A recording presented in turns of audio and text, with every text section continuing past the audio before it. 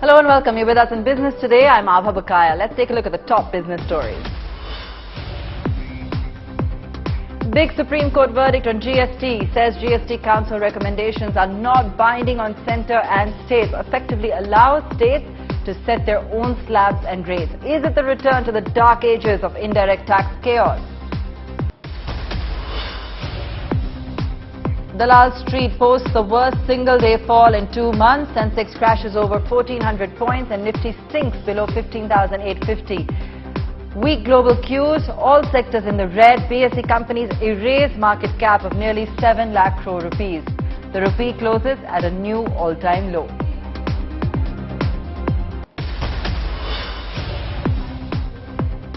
Nifty IT nosedives 6%, sees its highest single-day fall in 2 years after global brokerage JP Morgan downgrades Indian IT sector as the pandemic boom fades.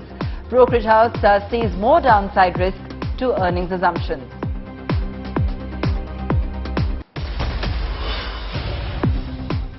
ITC hits 3-year high in a weak market on the back of strong Q4 results. The FMCG company reported an impressive revenue growth in its cigarette business.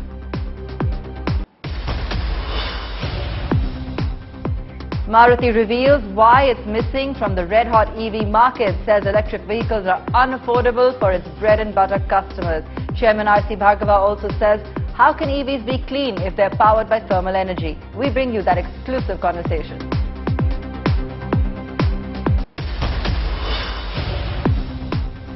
Good news for edible oil customers in India. Indonesia to lift palm oil export ban from Monday. Cooking oil prices likely to cool after this decision.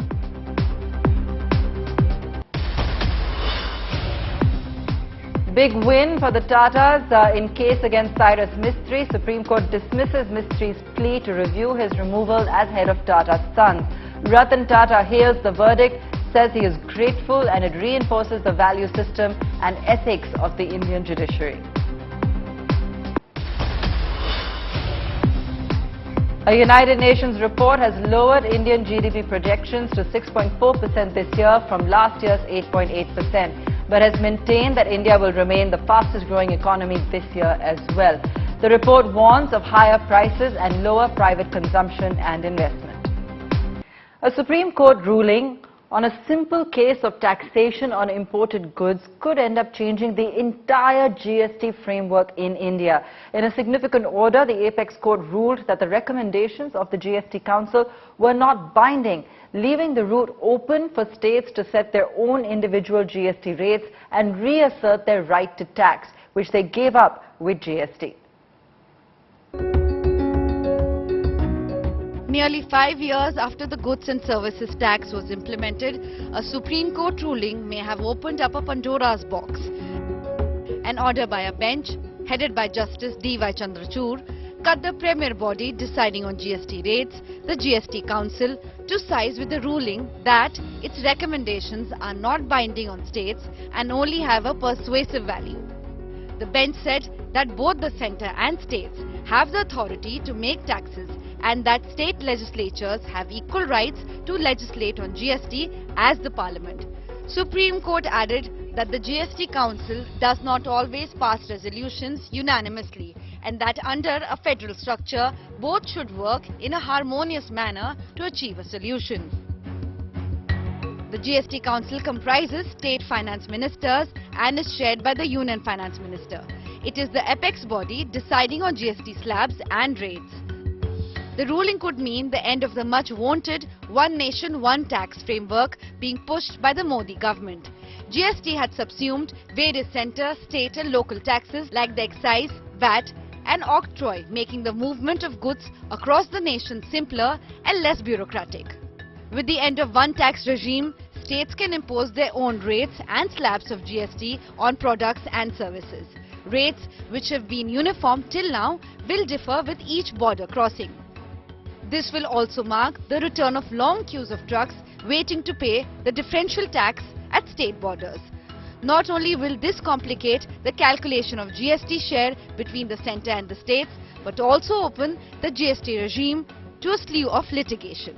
It could also mean that alcohol and petroleum, which are not part of GST, may never be so. Meanwhile, the government has said that the Supreme Court's judgment is not in contradiction with GST law. As per the Revenue Secretary, the GST law clearly states that the GST Council only recommends and does not mandate.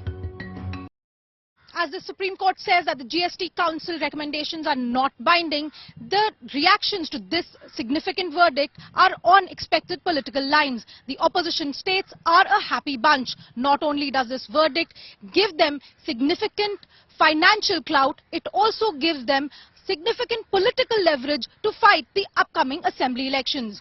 In New Delhi with cameraman Ashwini Hillan, this is Anisha Mathur for Business Today. It's a big Supreme Court verdict on GST. Now, what does it mean for the GST architecture? Is it the return to the dark ages of indirect tax chaos? Our managing editor Siddharth Zarabi spoke to T.S. Singh Deo, GST Council member, Ved Jain, senior tax advisor and former ICAI president, and Bipin Sapra, indirect tax partner EY, as well as Anita Rastogi, partner Pricewaterhouse & Co., to understand the full impact. Listen in. Let me first head across to Mr. T.S. Singh Deo and ask him about this judgment and to really explain the importance of what the SC has done, because clearly many states seem to have an issue with the functioning of the council. Mr. Deo, how significant is this ruling? Hopefully a far-reaching decision, the pronouncement of the Supreme Court. Justice D.Y. Chandrachud has so directed that the GST Council is a persuasive unit. It is supposed to work in harmony to find out workable solutions, and it cannot, so to say, supersede the right to legislate on indirect taxes, right to tax which is enshrined in the Constitution, available to both the center and the state, that is the parliament and the state legislature. So this is a very profound and can be a very far-reaching decision as far as GST is concerned. And also the very nature of our constitution, which is based on the federal structure. What he talks about the federal structure, if I can put it in words he has himself used in the judgment. For one, all the recommendations of the GST Council is not binding on state legislature. Indian federalism is a dialogue between cooperative and non-cooperative federalism. You know, these are very pointed and a decision which can be far-reaching as far as the federal structure of our country is concerned. The right to taxation, if it does not rest with the legislature, if the state through the legislature does not have, so to say, financial independence, then where is the federal structure? Then you are dependent entirely on the central government for devolution of whatever share of taxation that they would decide, rates that they would decide, etc.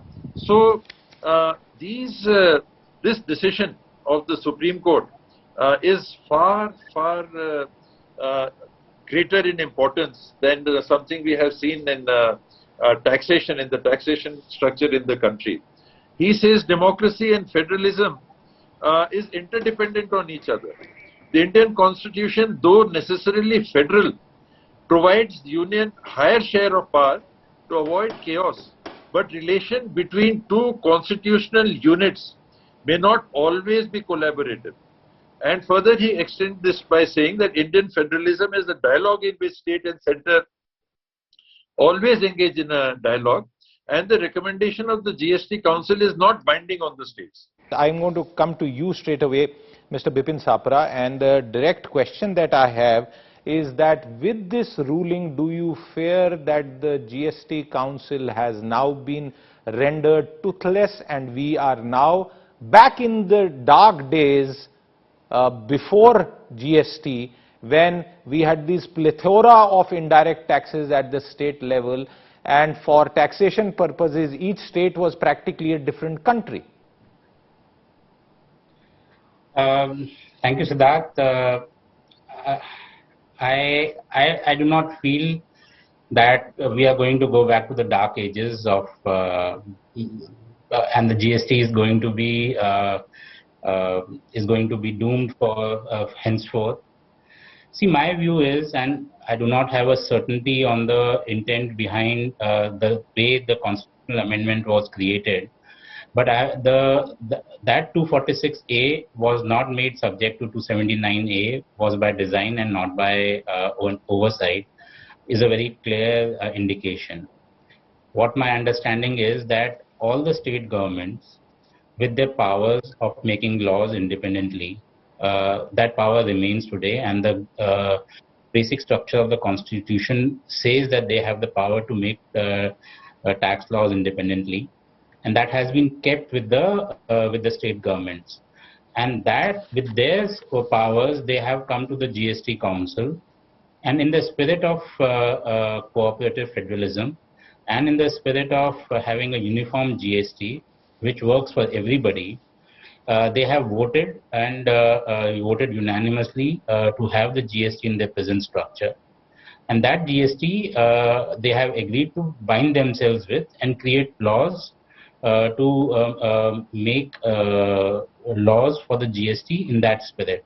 So whether it's the uniform rate of GST or any other law, right, that has been accepted by the state government. So my view is that this is perfectly fine. I think it was always there that the states could go in a direction, but they have agreed to have a uniform GST. Mr. Jain, I'm coming to you for the final word, and this you have to explain for not just industry but also for the average taxpayer, because remember, at all of it, the real burden of payment comes on customers. Three parts of this question. First, does this mean that things like alcohol or petroleum coming under GST, which was already not being agreed upon by some states, there are various fears around revenues, that is now a distant dream after this order of the Supreme Court? And the second, which is still my fear, and I will continue to persist with this, a manufacturing state and a consuming state having different points of view on the treatment of the same commodity or service, and that becoming a dispute where the minority can practically block the majority view in the council. See, Mr. Siddharth, I'd like to address the first issue when you say that we are back to square one and whether something can happen on this. See, we should not start with a presumption that GST is a win-win situation for a union or certain state. GST is a win-win situation for all the states. It's not one nation, one tax helps only one state or two states. It helps every state to promote business and to promote economy. Sir, the rates are not a win-win for taxpayers. I'm sorry to interrupt you. Some of the rates are definitely not a win-win for taxpayers. No, uniform rate. I am saying uniform rate across India helps each of the states, not only the individual states. Point taken. That's a point on this point. The issue which is to be considered is that one should not ignore this fact. 2017 Constitution Amendment was a consensus amendment, and that consensus still prevails. And as you said earlier, we were discussing, there is a GST Council where Centre has 1/3 vote, but definitely for passing a resolution, Centre needs 75% vote. Correct. So it is not that 33%. They have a veto power to get an amendment refused. But for passing an amendment, they need support of the state. It is 33 plus 42, you need 75. Only then the GST recommendation can come up on that point. As regards the issue about the alcohol and the petroleum, see, having seen the experience in the last 5 years, I believe the state, I do agree, as politics will dominate the show, and there is a possibility now, considering this fact, 5 years, the state do feel that probably their power to tax and their power on this part, autonomy, has been gone, and probably they may not like that alcohol and petroleum to come under the GST, so that their power, whatever is left out, is also gone. That's an issue which I do agree on that part. As regards the consumer, I will say, and the ordinary pen, because it is an indirect tax, ultimately the burden is passed on to the consumer. I believe that even if there is a competition and some of the states do not agree with the GST Council, it will be in the interest of the consumer. It cannot be happen in the way that some of the state may say, I will levy a higher tax, and with the result, their produce will not be sold and nobody will be a buyer. So no state will like to be left out. So ultimately, it can be a healthy competition among the state, but then it will be against, I think, the Indian economy and the working. You see, competition is good, but it should be healthy. And in case there is a tough competition that to reduce tax rate between different states, then probably some of the state may suffer on that point. So I will not suggest that the state should take a stand contrary to what they are taking in the GST Council. And the situation what is there today and what has been said by Justice Chandrachud is that there has to be cooperative federalism, which means that everyone has to cooperate, that as a one union and as a federal, that we continue to adopt one nation, one tax, and do not take a stand which is contrary to the stand being taken by the GST Council. They do have a power, but the power have to be exercised in exceptional cases, not in ordinary cases. And politics should be the last thing when economy is the first priority. Employment is the first priority. I am of this view. Okay, I think Anita Rastogi wanted to come in. Anita, do you have a quick final wrap-up comment on the show? I think the quick thing is that one is on the state and the center. They should be aligned with regard to the law if they want to implement across India for the benefit of the consumers and their own state and the center. This judgment should not be giving any impetus to some states to take a different view on this, because this was always supposed to be a corporate federalism.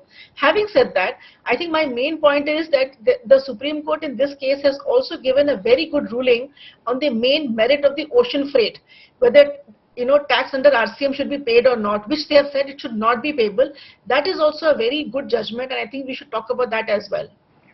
It was the worst day for Indian equity markets. Sensex and Nifty posted biggest single-day fall in 2 months amid global sell-off. Persistent foreign fund outflows and a spurt in crude oil prices also dampened sentiment. Losses across sectors pulled headline indices lower, with financial, IT, oil and gas and auto shares being the biggest drag. Broader markets also bled, with the Nifty mid-cap and small-cap indices falling about 3% each. Nifty metal and media were the other worst-hit sectors, as their respective indices sunk about 4%. All other indices were down 2% today. However, ITC bucked the trend, was up about 3.5% after the company reported earnings. The Nifty IT index plunged 6% after global brokerage JP Morgan downgraded the sector to underweight. It was the highest single-day fall in 2 years.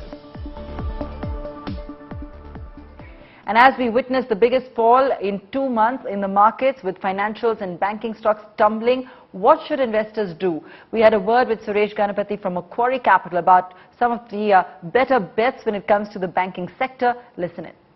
When we're looking at the basket, if there's a particular strategy you'd see the financial pie with at the moment, because on one hand there's been a resumption, of course, in interest when it comes to the retail loan book, to the kind of profitability with the changing rate scenario as well.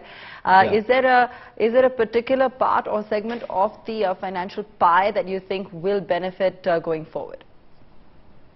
Well, on the contrary, I feel more than the benefit, I think the bigger issue could be on the corporate loans, because some of the capex related loans which we thought would come back because rates were relatively okay, and at the margin some incremental capacities could gather steam. Unfortunately, that takes a backseat because of the current environment, both on the macroeconomic front and also what is exactly happening with respect to the rate cycle. As well as the growth drivers are concerned, I think a couple of years, I mean during the COVID period, clearly banks had to shy away from unsecured credit. We have clearly seen the risk appetite for the banking system also picking up, and also at the consumer or the demand level, you are seeing rise and pick up for unsecured loans. So I think within the broader risk parameters that banks cater to, largely selling to internal customers, and also you've all seen a good pickup in mortgages over the course of last couple of years. I think retail will continue to be the support system for the banking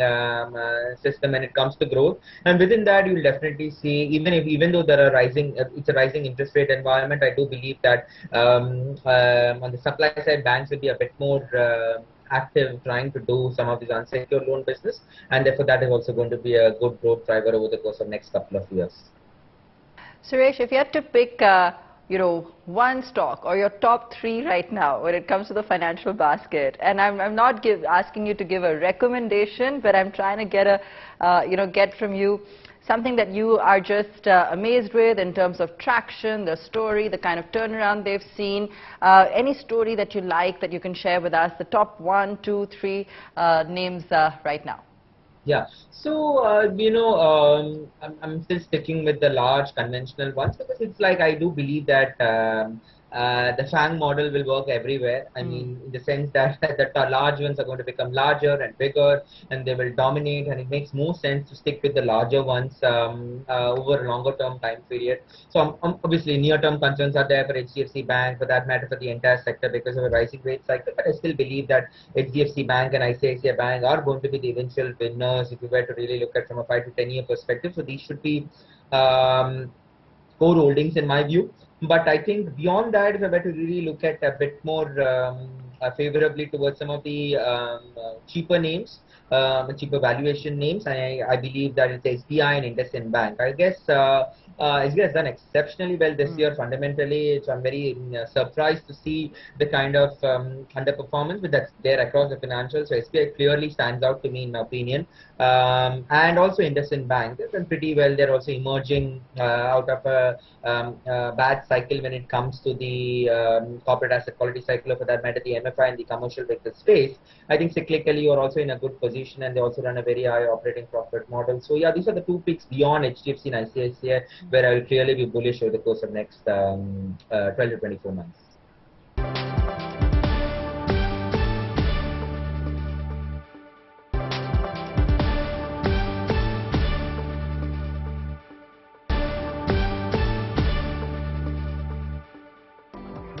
And you can catch the full interview on businesstoday.in as well as our YouTube channel.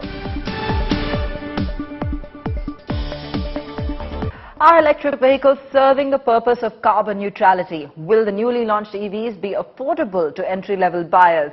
These are a few questions posed by Maruti Suzuki's chairman R.C. Bhargav at the announcement event of the automaker's newest plant at Sonipat. Maruti Suzuki will be investing more than 18,000 crore rupees to set up this third plant. Here's a small excerpt of this exclusive conversation with Chetan Bhutani. Today you're already seeing the problems. Electricity has already become a problem. Thermal energy. We are using more and more coal to generate electricity. 75% of our energy used in the country is coal-fired.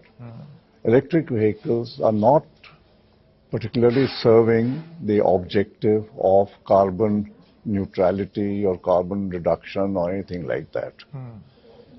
The customers have yet to see the actual benefits which they get from electric vehicles. That also will take a year or a couple of years. Abhi tak the number of electric cars in the country is minuscule. So people have yet to see how it works for them. Certainly the Bharat car market will not be able to afford electric cars. So that leaves only a small chunk of what is the India market. The Kinetic Luna, an iconic brand which revolutionized the light two-wheeler segment in the 80s, is making a comeback very soon. There's been speculation, but Business Today TV has it right from the horse's mouth. Listen in to what Suloja Firodia Motwani had to say about the launch plans of Luna's EV avatar. So we are bringing this really fantastic product called the e-Luna or Luna EV. And this is aimed to be a price leader in the whole segment.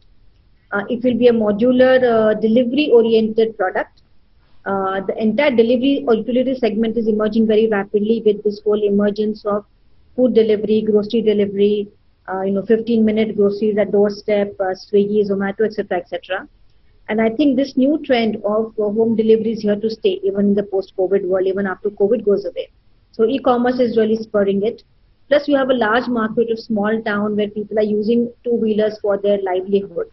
So we will be really focusing on this kind of utility segment. It will be a modular vehicle with many kind of different applications of it for delivery and for commuting. And we are aiming that along with the lithium-ion battery and a range of about 100 kilometers, the vehicle should be priced very attractively. That is affordable to every consumer at around 45,000 rupees is the target price. You can watch the full conversation with Vice Chairman of Kinetic Group, Silaja Firodia Motwani and Udayan Mukherjee tomorrow night at 10:30 p.m. on India Today. That's all we could pack into the show tonight. Thanks so much for watching.